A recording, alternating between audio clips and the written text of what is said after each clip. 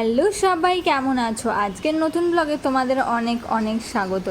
আজ বৃহস্পতিবার, জামাই ষষ্ঠীর পরের দিন। জামাই ষষ্ঠীতে আমরা ভালো মন্দ খেলেও আমাদের দিদাদের কিন্তু উপোস করে থাকতে হয়। কী সব ষষ্ঠী আছে বলে, সেই জন্য তাই আমরা ভাবলাম এমন একটা দিন জামাই ষষ্ঠী করা যায়, সবাই মিলে আনন্দ করতে পারবো, সবাই মিলে ভালো মন্দ একসাথে খেতে পারবো। তাই তার পরের দিন বৃহস্পতিবারই আমরা চলে গেছিলাম মামার বাড়িতে জামাই ষষ্ঠী সেলিব্রেট করতে। আর এই যে ভাই সঙ্গে সঙ্গে ছুটে জামরুল পেড়ে নিয়ে আসলো। দেখবে আমার মামার বাড়ির জামরুল গাছ, এই যে আমার মামার বাড়িতে এই জামরুল গাছটা আছে, আর কি জামরুল হয়েছে গাছটাতে। আর যেই ভাই দেখলো আমরা এসেছি অমনি তাড়াতাড়ি জামরুল পেড়ে নিয়ে এসেছে।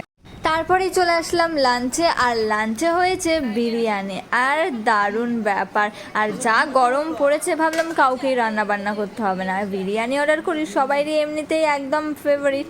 আর তার মধ্যে জমিয়ে খাওয়া দাওয়া হবে। আর জমিয়ে খাওয়া দাওয়া করেই দেখতেই পাচ্ছ সব গল্পের আসর জুড়েছে, কেউ কেউ ঘুমিয়েও পড়েছে। আর তারপরে সন্ধে হতে না হতেই মামা নিয়ে আসলো চপ।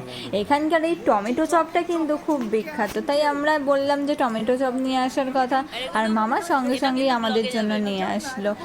আজকের দিনটা কিন্তু দারুণ কাটলো, একদম খাওয়া দাওয়াতে ভর্তি। আর তারপরেই বোন আবিষ্কার করলো মামির আচার। মাইমা আচার বানিয়েছে, আর সেই লোক কে সামলাতে পারে, তাই জন্য আচারের শিশিটাই বার করে নিয়ে আসলো। আর বুঝতেই পারছো আজকের দিনটা যা খাওয়া দাওয়াতে গেল।